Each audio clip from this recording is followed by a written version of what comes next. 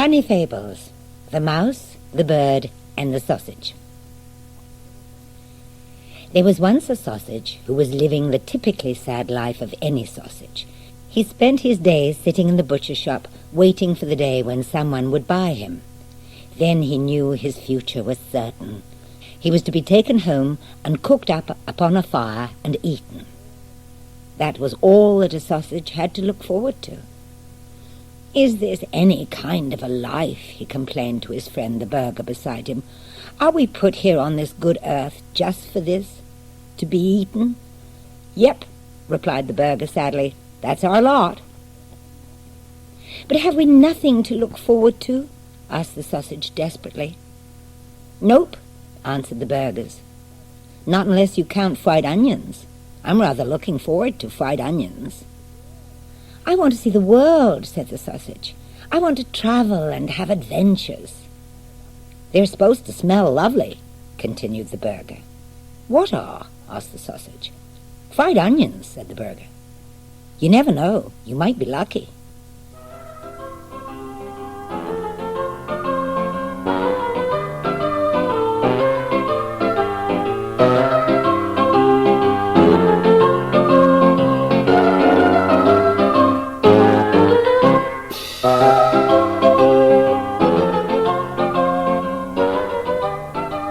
Then one day a small boy came to do some shopping. He bought some trotters, a dozen eggs, and 6 sausages.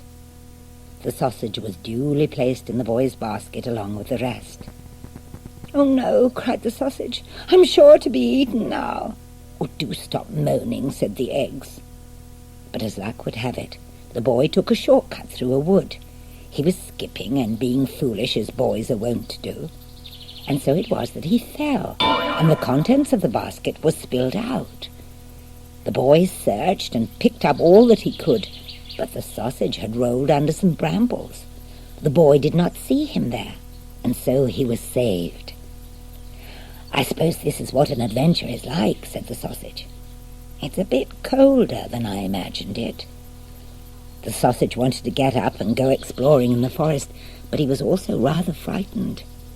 "There are other ways of being eaten besides being cooked by people," thought the sausage, and he was right. Eventually it grew dark, and then the sausage decided that he might take the chance to look around. No sooner had he stood up, however, than he felt some whiskers at his side. It was a mouse.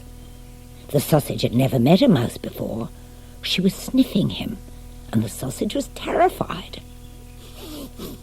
"You smell lovely," said the mouse. "Oh, don't eat me," cried the sausage. "I am young, and have hardly had an adventure yet." "I'm not going to eat you," laughed the mouse. "I eat vegetables generally, and nuts and things. Though it's true what they say about cheese. I like cheese. Cheese is very tasty." "I'm lost," said the sausage. "Oh," said the mouse. "Are you? Where did you come from, then?" "The butcher's," said the sausage. "I know where that is," said the mouse. "I can take you back there. It's no trouble at all. Follow me." "Oh, no," cried the sausage. "I don't want to go back. That's where you wait to be eaten." "Then where were you going?" asked the mouse. "To the boy's house," said the sausage. "Which boy?" asked the mouse. "The one with red hair? I know where he lives. Shall I show you?" "Oh, no," cried the sausage. "I don't want to go there. That's where you're eaten without having to wait." "You're not lost," said the mouse. "You just don't have anywhere to go. Would you like to come back to my house and live with me?" "Will you eat me?" asked the sausage. "No," said the mouse. "Then," said the sausage, "that sounds a very nice adventure indeed."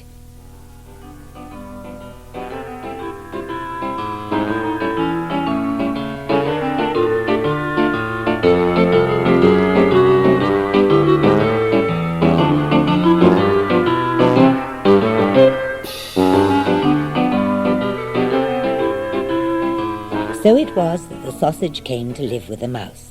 He felt quite safe and comfortable there. The problem was that he wasn't very helpful about the chores. "We need to find some vegetables for our supper," said the mouse, "and we need water from the well." "Oh no," said the sausage. "I have had my adventures. I don't want to go out to be eaten." So the mouse had to go to fetch the vegetables and the water. "We need to collect some firewood to make the fire," said the mouse. "Oh no," said the sausage. "I have had my adventures. In the forest I'm sure to be eaten." So the mouse had to go to the forest to fetch the firewood. When he came back, he lit the fire. "I can cook," said the sausage. "I know about that. Why don't you set the table?" So the mouse set the table, and the sausage watched over the food. When the vegetables were nearly ready, the sausage rolled once over them, and thus they were buttered and salted and ready. "This is delicious," said the mouse, tucking in. "It tastes almost as good as you smell." "Thank you," said the sausage.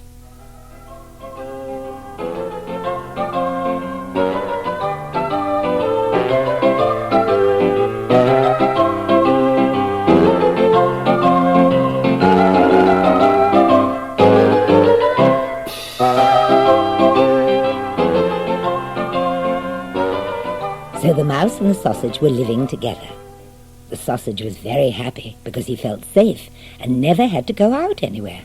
The mouse was happy because he liked the sausage's cooking, but he was also very tired because he had most of the work to do. Then one day the mouse was out in the forest gathering the firewood when he met a bird. The bird was gathering sticks as well. "What are you doing with all those sticks and twigs?" asked the mouse. "Are you building a fire?"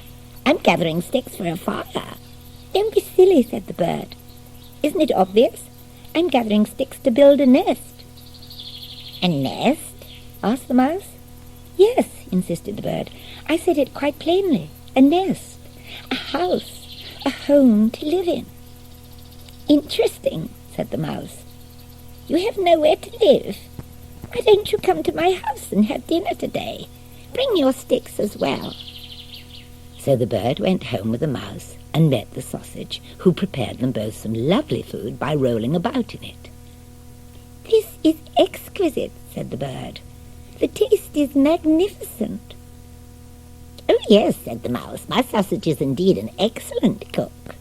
"Do stop," said the sausage. "You're making me sizzle." "Bird," said the mouse, "why don't you forget about building a nest and come here to live with us? Then you can eat this well every day."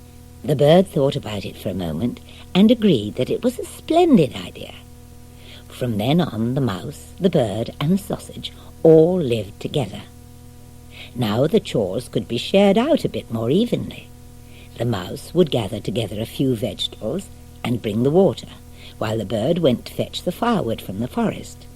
The mouse would lay the table while the sausage worked his wonders in the kitchen.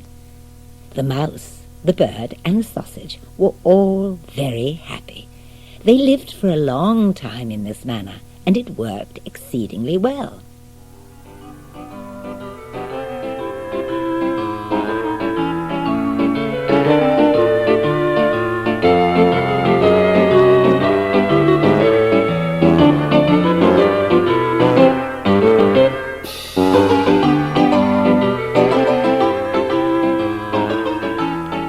One day, however, when the bird was out gathering sticks, he met another bird who happened to be a friend of his.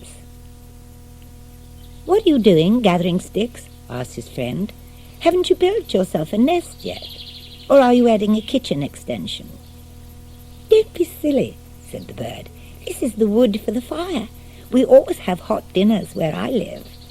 and the bird told his friend all about his arrangements with the mouse and the sausage. "Oh, you fool," said his friend. "Can you not see how they are using you, this mouse and this sausage? They have it easy while you do all the work." "I do?" asked the bird. "Of course you do," said his friend. "Why, the mouse need only find 1 or 2 vegetables to feed you all, but the firewood surely takes much longer to gather together. The mouse probably has a nap every day before dinner. And as for that sausage rolling about in the cooking, I'd hardly call that working now, would you?" The bird thought about it for a moment, and he agreed that his friend had a point. The bird decided it was time for them to make some changes. After dinner that day, the bird spoke out. "It's not fair that I always collect the firewood," he protested, "nor that the sausage always has the easy job of cooking." "But everything's working so well," said the mouse. "I like it like this," said the sausage. The bird, however, could not be persuaded to change his mind. "I think we should all take turns at every job," said the bird. "That way is surely fairer." "It won't work," said the mouse. "I like it like this," said the sausage. But still the bird insisted, and he would not back down. "At least we should try it," said the bird. "We will start tomorrow. Mouse can have a turn at cooking, and I will find us vegetables. Sausage, you will collect the firewood." "I don't like this at all," said the sausage.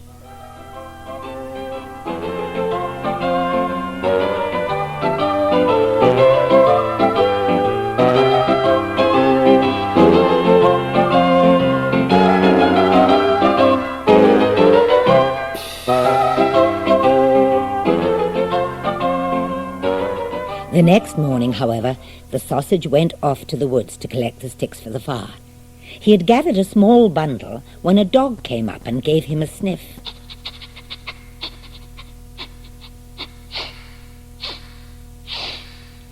"You smell delicious," said the dog.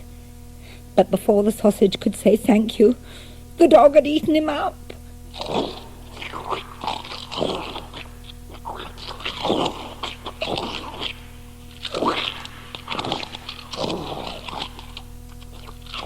When the sausage hadn't come back, the bird went to look for him.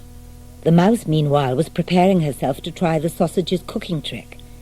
She climbed up into the pot to roll across the vegetables. But before she'd got halfway, she was stuck, and so she lost her fur and her skin and her life as well. Flying through the forest, the bird found a pile of sticks beside a very happy dog, and then he knew what had happened to the poor sausage.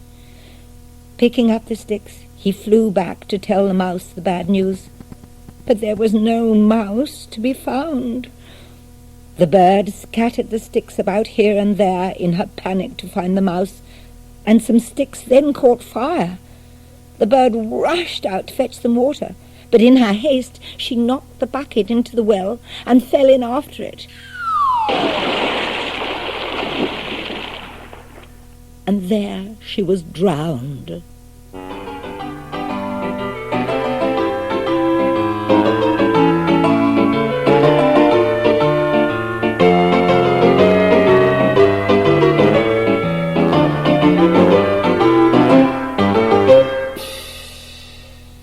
So it is to this day that mice often refuse to share their homes with birds, in spite of the obvious advantages.